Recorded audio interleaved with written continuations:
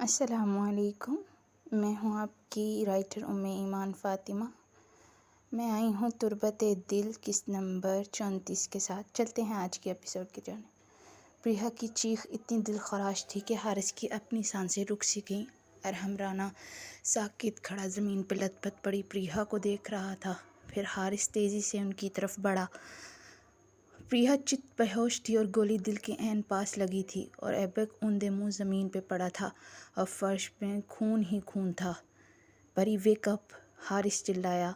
फिर वो तेज़ी से ऐबक की तरफ बढ़ा और उसे सीधा किया। ब्रो, आंखें खोले यार, वो तड़प कर बोला।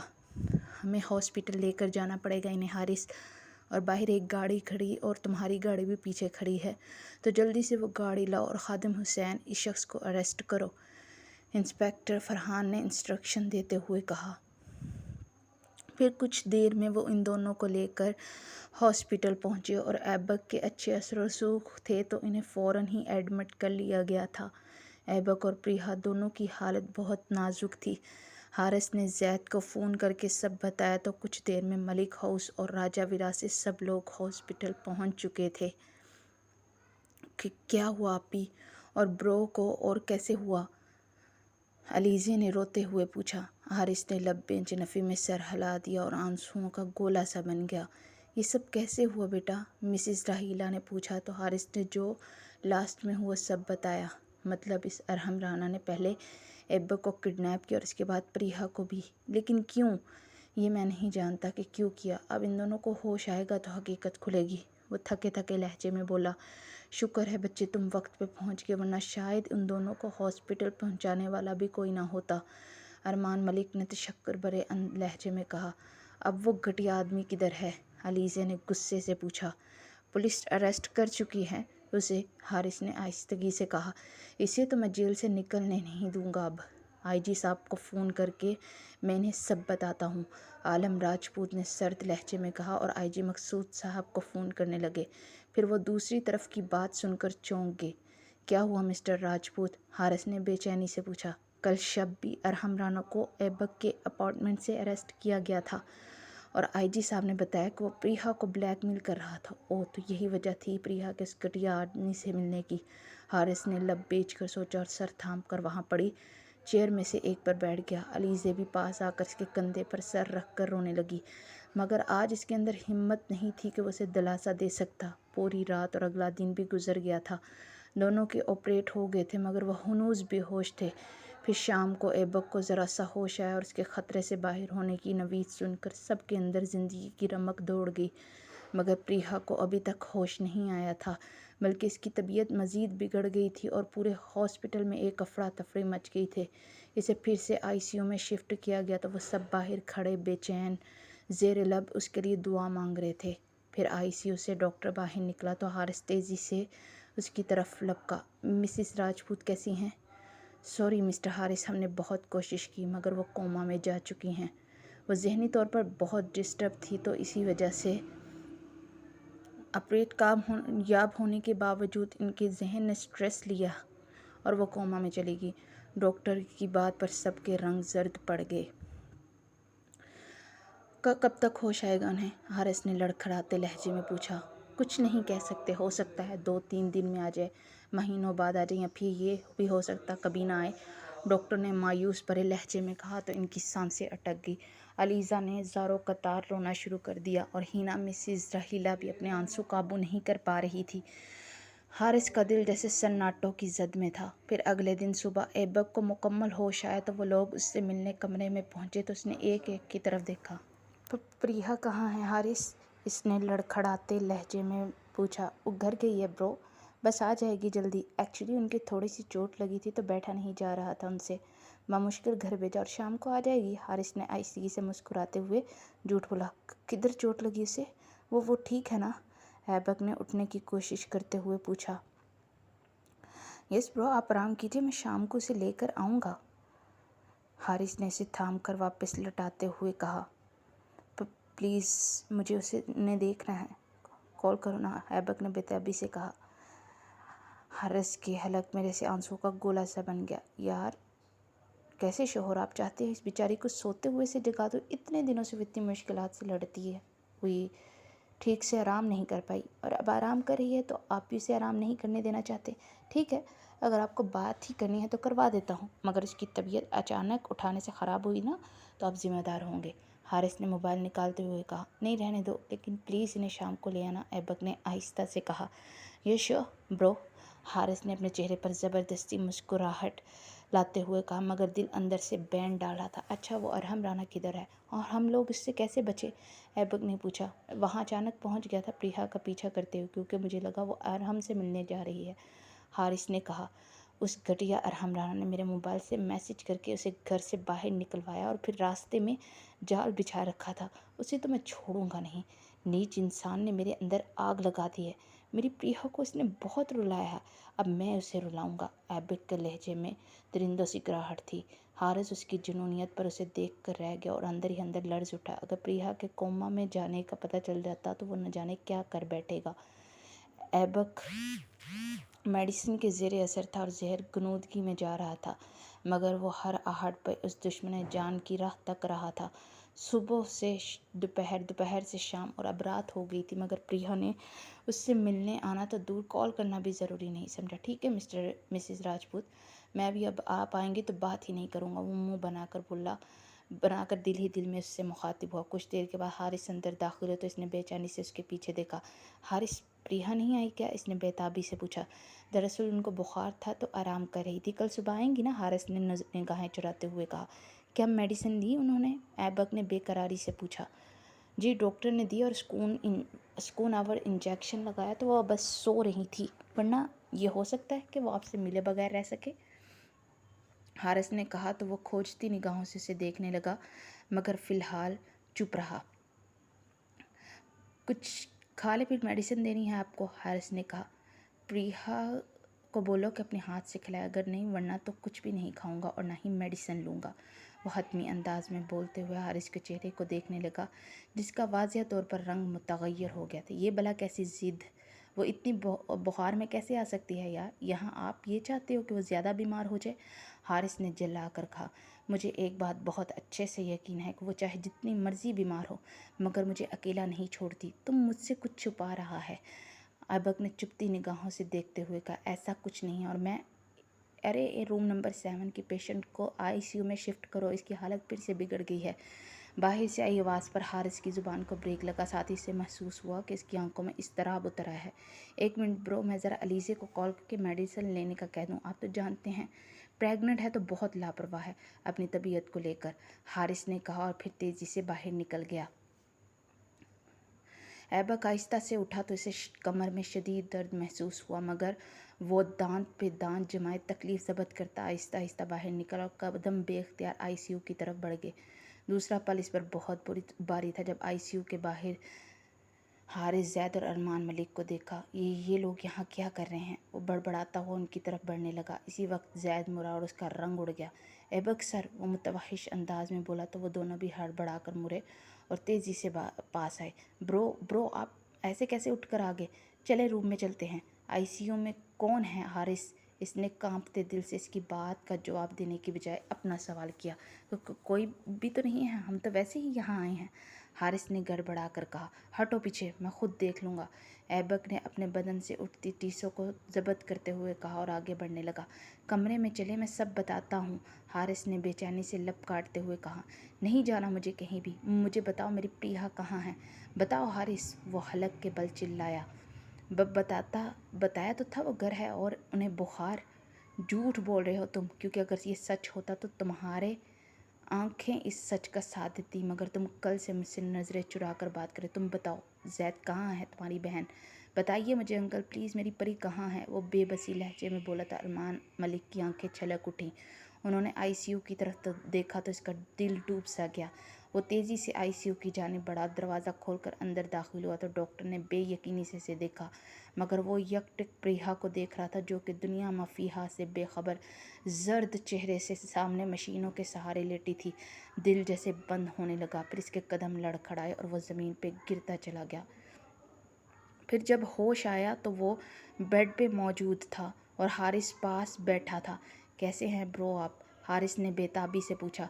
पर प्रिया, मुझे प्रिया को देखना है, वो उठते हुए बोला। प्लीज़ ब्रो, ट्रीटमेंट चल रहा है और जैसे तबीयत संभलती है आपको खुद इनके पास ले जाऊंगा। नहीं, मुझे अभी देखना है, वो बेकरारी से बोला। प्लीज़, आपका ऑपरेट हुआ है, ऐसे बार बार हिलने से स्टिचेस ख़राब हो जाएंगे। हारिस ने उसे थामते हुए कहा, हो जाए, आई डोंट केयर, मगर मुझे प्रिया को देखना है, वो ज़िद्दी लहजे में बोला। और ने रहीला को देखा। प्लीज़ अब आप ही समझाएं इन्हें, वो बेकरारी से बोला। मुझे मत कुछ समझाएं प्लीज़, मुझे परी से मिलना है, वो रुहान सा होकर बोला। एबेक बेटे, आप प्लीज़ आराम करें, मैं व्हील चेयर मंगवाती, फिर आप परी से मिल लेना, मिसेज़ रहीला ने कहा। सच मॉम, वो बेयकीनी से बोला। जी। हारिस बेटे, जाओ जाकर व्हील चेयर लाओ, मिसेज़ रहीला ने कहा तो वो सर हिलाकर बाहर निकल गया। कुछ देर के बाद इसे व्हील चेयर पर बैठाकर परिहा के रूम में लाया गया तो इसकी हालत देखकर उसकी आंखें छलकने लगी। वो बेताबी से पास जाकर इसका हाथ थाम कर इसे पुकारने लगा, मगर इसके वजूद में जुम्बश नहीं हुई थी। ये आंखें क्यों नहीं खोल रही मॉम? ये सब कुछ क्यों लगा रखा है? प्लीज़ हटाओ ये सब, तकलीफ़ हो रही होगी मेरी प्री को। वो इसकी खुराक की नाली और ऑक्सीजन मास्क की तरफ हाथ बढ़ाते हुए बोला। ब्रो प्लीज़, ये इसी के साथ जी रही है, प्लीज़ इसे मत हटाएं। हारिस ने लब बेंच कर कहा तो इसने बेयकीनी से उसे देखा। कि क्या मतलब? इसने कांपते लहजे में पूछा। Because she is in coma. Haris की सरसराती आवाज़ कानों से टकराई तो वो फटी फटी निगाहों से उसे देखने लगा।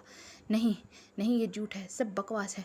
परी उठो, बात करो मुझसे, वो नफ़ी में सर हिलाते हुए चीख कर बोला। यही सच है ब्रो, हारिस ने इसके कंधे पर हाथ रखते हुए कहा। ये कैसे हुआ? इसने सुर्ख आंखों से उसे देखते हुए पूछा।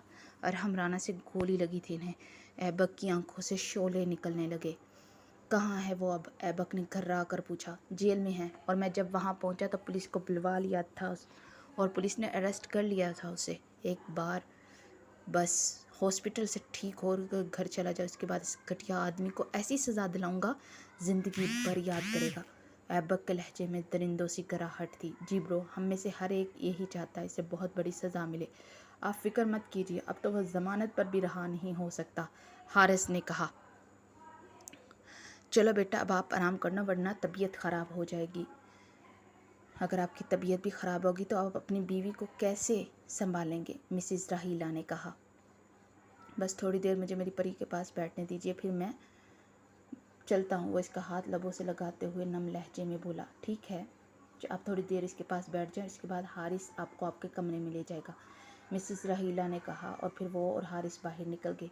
बहुत गलत बात है ये मिसेस राजपूत, आप अच्छे से जानती हैं कि आपको उस घटिया आदमी ने जब तकलीफ़ दी है तो मैंने उसका हशर कर दिया है, और इस बार इसने आपकी जान लेने की कोशिश की है, और मैं अब ना जाने क्या करूँगा। वो उस बड़े बेंचेस का हाथ अपने हाथों में लिए हुए बोला। फिर कितनी देर वो उसे पुकारता रहा, मगर इसके वजूद में जब जुम्बश ना हुई तो वो उसके हाथ पे अपना सर टिकाए फूट फूट कर रोने लगा। हारिस थके थके कदमों से कमरे में दाखिल हुआ तो अलीज़े, जो आंखें मूंदे हुए लेटी थी, इसे देखकर सीधी होकर बैठ गई।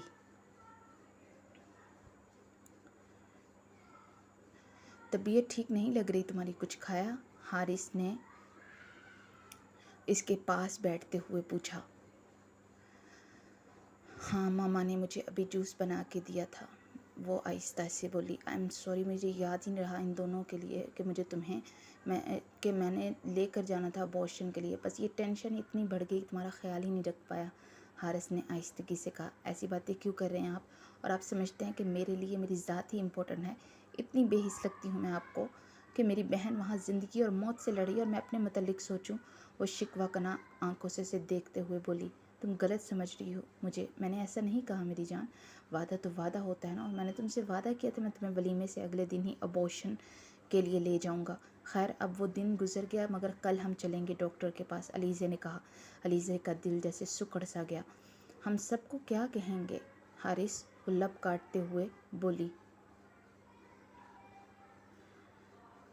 डोंट वरी, तुम्हारा नाम नहीं आएगा, हारिस ने कहा तो इस पे घड़ों पानी गिर गया।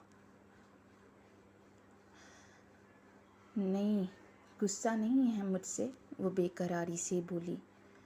हारिस नफ़ी में सर हिलाता इसके करीब हुआ और अपने लब इसके माथे पर रखते से हसार में ले लिया। अच्छा, मैं कपड़े चेंज कर लूँ, हारिस ने इसका रुखसार थपथपाते हुए कहा और उठकर वॉशरूम की तरफ बढ़ गया। अलीज़े ने उसके जाने के बाद अपने पेट पे हाथ रखा और दिल जैसे खाली खाली सा होने लगा और एक आंसू निकलकर शफाफ रुखसार पर लुढ़क गया। वो आंसू साफ करती हुई उठी और गुमसुम सी बाहर निकल आई।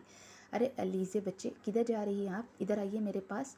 मिसिस राहीला की आवाज़ पे वो चौंक कर उनकी तरफ देखने लगी, फिर बोझल कदमों से इनके पास आकर बैठ गई। आज मेरी दोस्त राबिया की पोती हुई। मैं तब से अजीब सी कैफियत महसूस कर रही हूँ। मैं दादी बन जाऊँगी। पता है अलीज़े, मुझे जब हारिस के आने की खुशखबरी मिली तो खुशी से पागल हो गई थी, मगर जब दिन गुजरे तो मेरी हालत इतनी ख़राब होने लगी कि चिड़चिड़ी होगी। मगर मेरी माँ और बाबा खुशी से फूले नहीं समा रहे थे।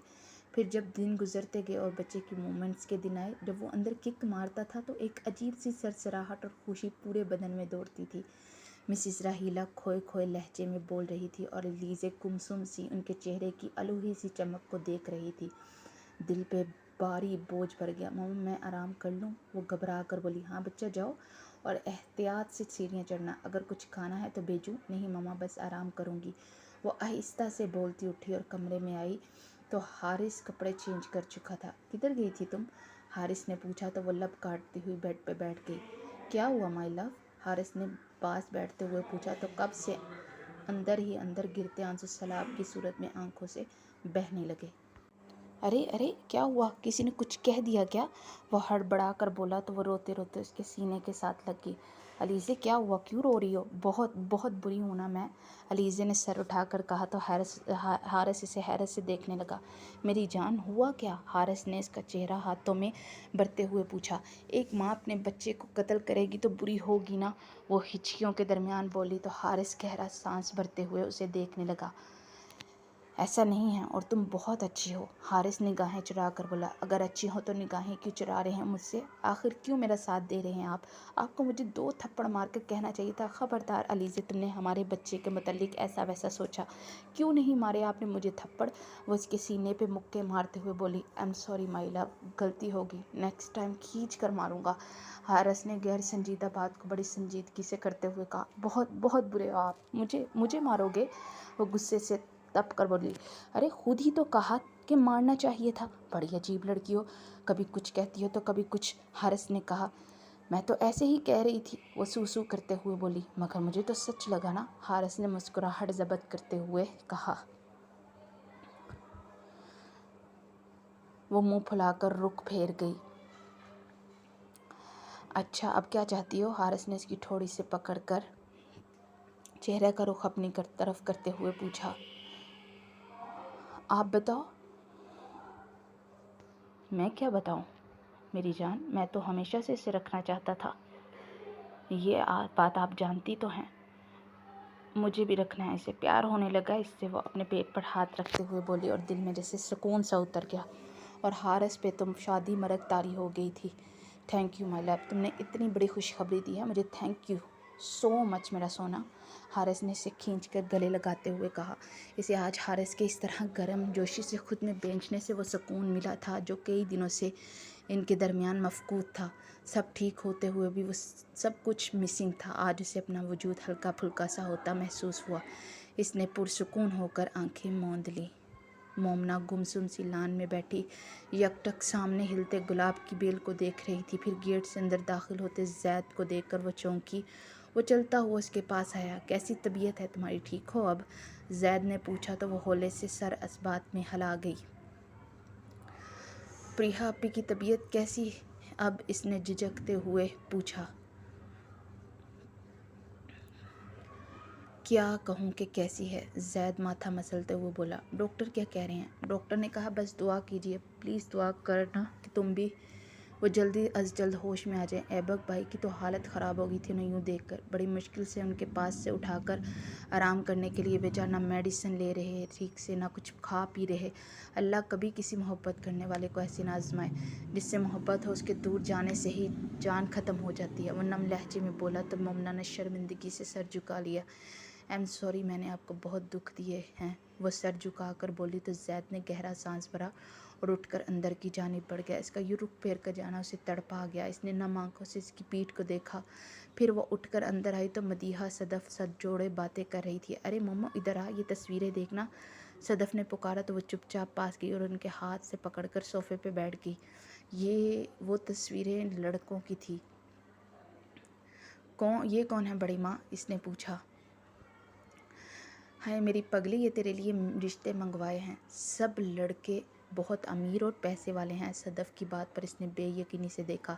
इससे पहले वो कुछ बोलती कि ज़ैद इस्तहज़ाइया अंदाज में अंदर दाखिल होते देखकर वो ज़ैद को इसका रंग जर्द पड़ गया। देखा, दिखाओ मुझे ज़रा, मैं भी तो देखूं मेरी बीवी के होने वाले शौहर किस तरह के हैं।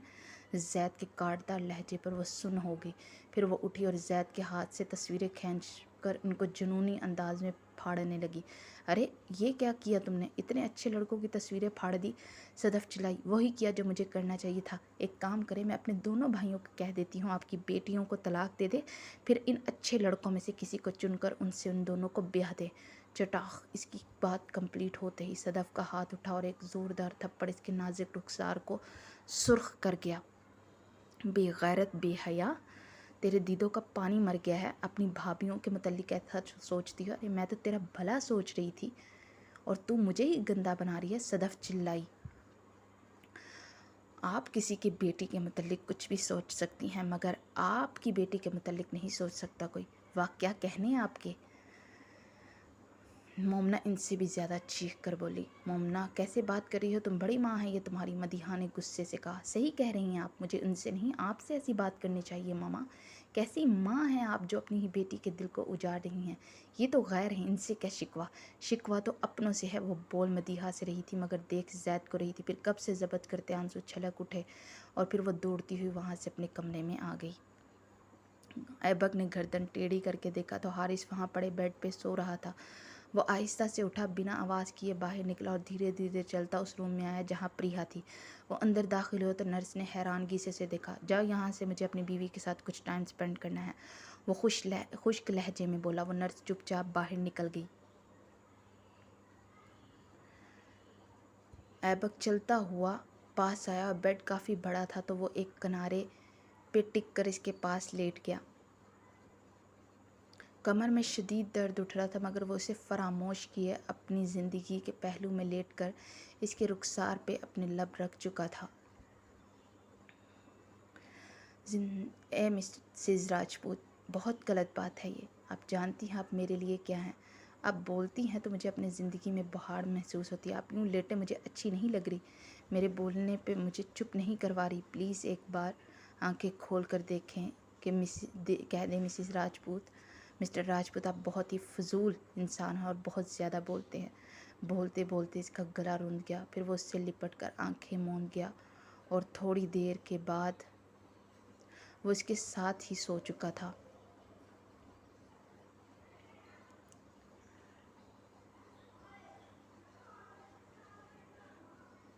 इसके साथ ही आज की एपिसोड ख़त्म हुई। उम्मे ईमान फ़ातिमा को इजाज़त दीजिए। अल्लाह हाफ़िज़ और दुआओं में हमेशा याद रखिएगा। और इसके अलावा अगर आपने चैनल सब्सक्राइब नहीं किया तो प्लीज़ प्लीज़ प्लीज़ मेरा चैनल सब्सक्राइब कर दीजिए और बेल आइकॉन पे दबाकर सबसे पहले आने वाली वीडियो को सबसे पहले देखिए। इसके साथ इजाज़त दीजिए। अल्लाह हाफ़िज़।